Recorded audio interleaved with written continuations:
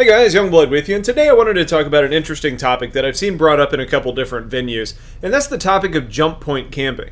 Now, it's probably an indication that people have, either an interest in doing this activity or at least are worried about it to some degree. So let's talk through it a bit. Now, the good news with this is, at least for those of you who aren't really interested in dealing with some blockade at a jump point, is that there's really only one place where you can really surprise somebody significantly, and that's going to be on the exit of the jump.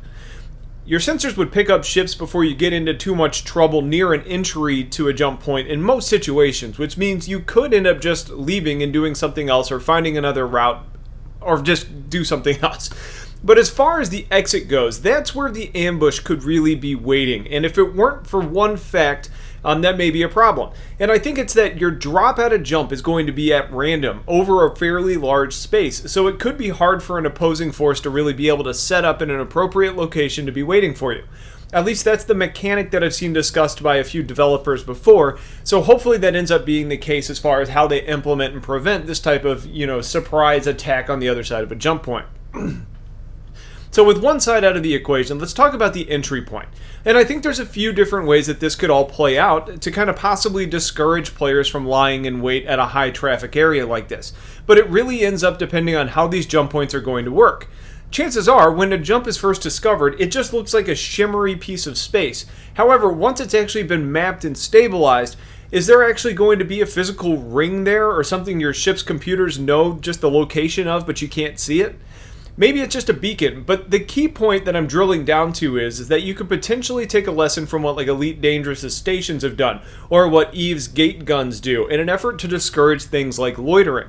Basically, if there's a physical structure, you can automate things and fix guns, and just set the precedent that if you're not spooling up or in line to jump through, you're considered to be loitering. You then get a warning, then they open fire.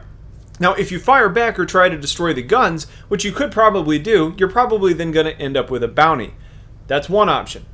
Another is to have patrols monitoring the jump points of entry. So maybe NPCs like the Advocacy or the local militia, they may say that blockade is against the laws of the system, and the NPC enforcers may end up opening a fire and try to break up that party.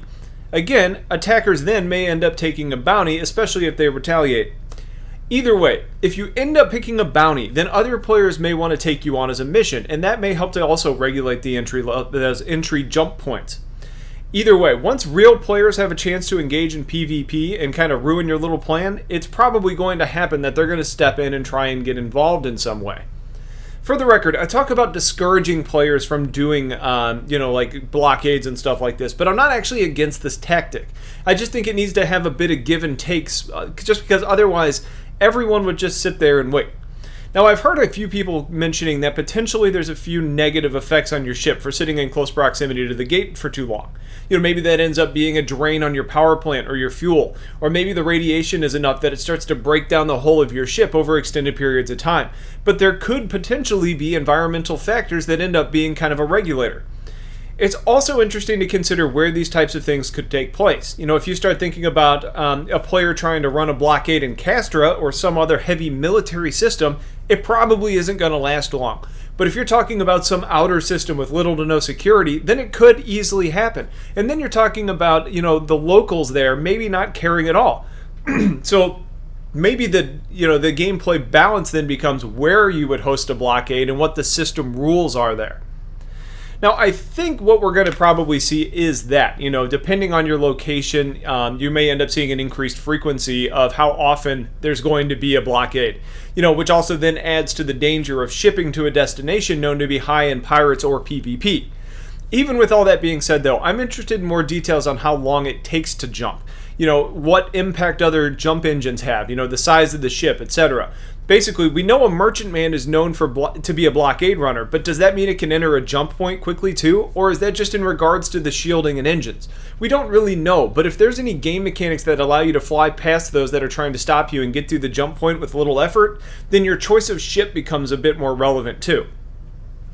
You also could have other factors in place where maybe it's not really an issue and it's just kind of encouraging you to carry an escort. There's probably pros and cons to all this too.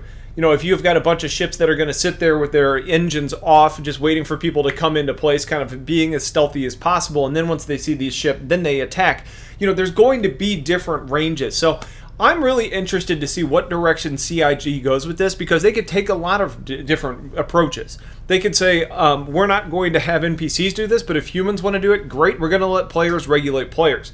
Or they could take it from a gameplay perspective and say this is either considered to be, cheap or in bad taste, or it's too effective, and then there's going to be the consequences that they put in place around the jump entry points to prevent this from happening.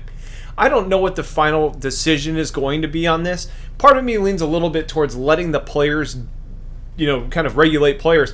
But then you get the problem with the lone wolves, the ones that don't want to join an organization, and they show up and they can't get through to a jump point, and it's a frustrating experience. So I have to guess that with CIG, as they've always said, gameplay trumps everything. So I bet there's some sort of regulations around a jump point.